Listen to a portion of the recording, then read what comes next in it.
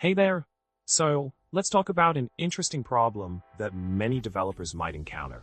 The issue lies in the usage of mplace_back versus push_back in C++.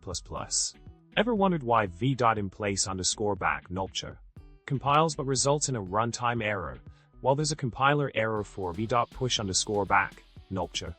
Quite the head scratcher, right? Now, let's dive into the solution here. The key reason behind the error with push_back nulture is that push_back requires a reference to an object of the type to be stored. On the other hand, nulture isn't a valid reference to std regex, leading to a compile time error.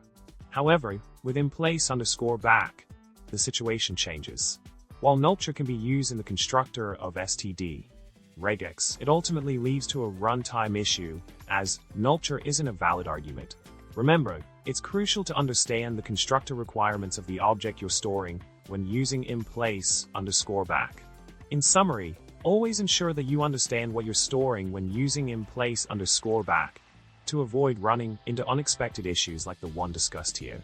And with that, we've unraveled the mystery of mplace_back versus push_back nuances. If you found this information helpful, don't forget to subscribe, like the video, and share your thoughts in the comment section below. Remember, code wisely and happy coding.